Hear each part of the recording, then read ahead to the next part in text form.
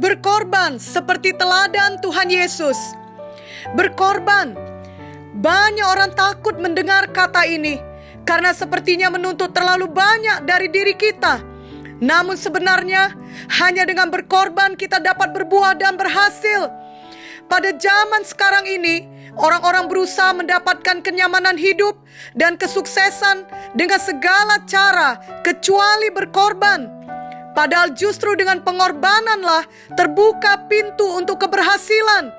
Ketika kita melihat atau mendengar mengenai kehidupan orang yang sukses atau orang yang telah memberi banyak pengaruh dalam dunia ini, misalnya seperti Mother Teresa, Florence Nightingale, dan lain-lain, mungkin banyak kita yang tidak menyadari bahwa sebelum nama mereka dikenal, mereka telah melakukan banyak pengorbanan di tahun-tahun sebelumnya. Apakah itu berupa uang, waktu, tenaga, kenyamanan hidup, keluarga, bahkan hidup mereka sendiri secara terus-menerus. Hingga akhirnya mereka menuai apa yang mereka korbankan. Dan kemudian mereka tidak berhenti berkorban, melainkan terus-menerus berkorban. Sehingga pekerjaan mereka terus bertambah besar dan memberi dampak. Pengorbanan adalah gaya hidup mereka. Biasanya kita lebih sering melihat dan kemudian menginginkan kesuksesan dari orang-orang tersebut. Dan kita lupa bahwa untuk mencapai itu semua harus ada pengorbanan yang besar. Kiranya hari ini kita menyadari bahwa di balik semua kesuksesan sejati harus ada pengorbanan yang besar pula. Tentunya semua kita rindu untuk berhasil atau sukses dalam hidup ini. Dan memang hal itu telah disediakan Tuhan bagi kita. Ada banyak pintu keberhasilan, pintu pelayanan, pintu berkat, pintu pengurapan yang tersedia bagi kita. Namun semua pintu itu dapat kita buka bila kita memiliki kunci yang tepat. Kunci itu adalah pengorbanan. Mari kita mengerti bahwa kesuksesan yang paling utama ialah mengenal Tuhan dan mengerjakan kehendak Tuhan. Biarlah sesudah kita diselamatkan oleh Tuhan, kita juga menyelamatkan jiwa-jiwa bagi Tuhan. Ini tertulis di Matius 28 ayat 18 sampai 20. Kita ingat bahwa Bapa di sorga tidak menghendaki satu orang pun binasa.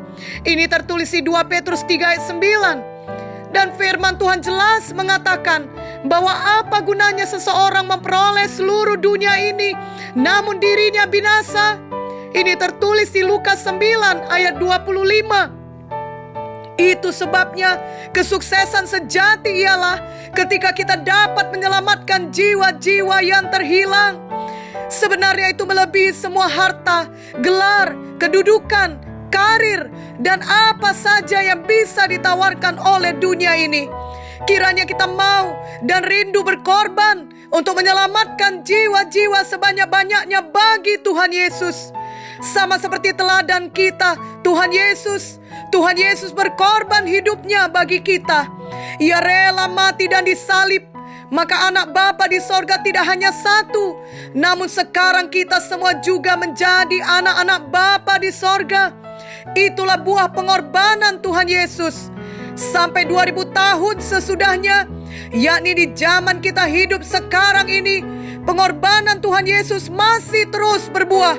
Bahkan seterusnya sampai Maranatha, buah tersebut terus bertambah-tambah. Tuhan Yesus datang ke dunia ini bukan untuk memperoleh kesuksesan seperti yang sering diajarkan oleh orang dunia ini, yakni demi beroleh ketenaran, kekayaan, dan kekuasaan. Namun justru karena Tuhan Yesus mengorbankan dirinya, Ia memperoleh lebih dari semuanya itu.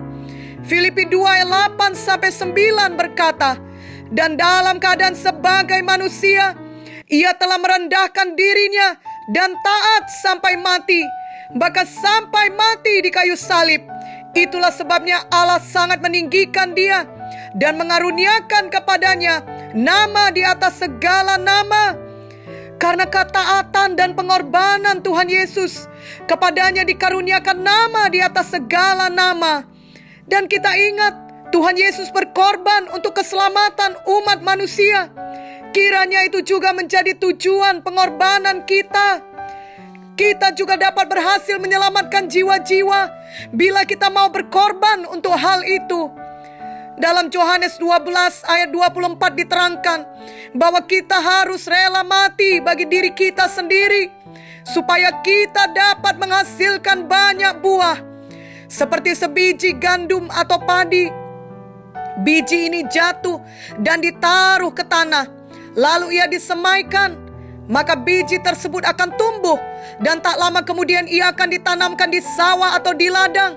Dan akhirnya ia terus bertumbuh hingga akhirnya berbuah, dan buahnya pasti lebih dari 1, bahkan dapat sampai 60 kali ataupun 100 kali ganda. Orang-orang mungkin tidak dapat melihat keseluruhan prosesnya, tapi buahnya nyata dan pasti dapat dilihat orang. Demikian juga dengan kita. Saat kita jatuh dan diproses untuk mati, mungkin tidak ada orang yang tahu, tapi pengorbanan kita akan menghasilkan buah yang kekal. Kita diproses mati terhadap manusia yang lama. Kita semakin dekat dengan Tuhan. Siaku kita dibuang dan kita bertumbuh dalam kerendahan hati. Ada perubahan terjadi dalam hidup kita. Perubahan hidup kita yang nyata akan mempengaruhi hidup orang-orang lain. Mereka akan melihat Tuhan Yesus dalam kita, sehingga mereka dapat datang pada Tuhan Yesus dan diselamatkan.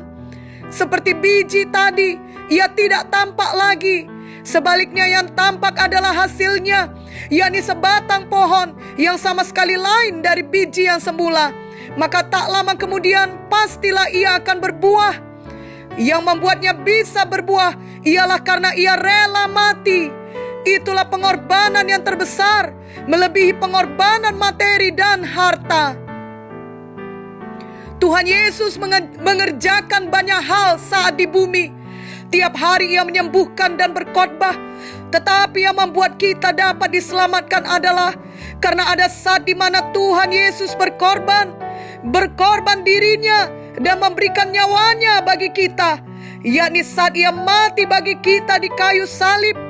Itulah yang membuka jalan keselamatan bagi setiap manusia. Demikian juga kita. Banyak pun hal-hal baik yang kita kerjakan selama ini, yang paling perlu adalah kita mati bagi diri kita sendiri, bagi nafsu dan keinginan pribadi kita. Dan pengorbanan mati bagi diri kita sendiri akan tampak jelas dari perubahan hati dan cara berpikir kita, dan dinyatakan dalam tindakan kita tiap-tiap hari.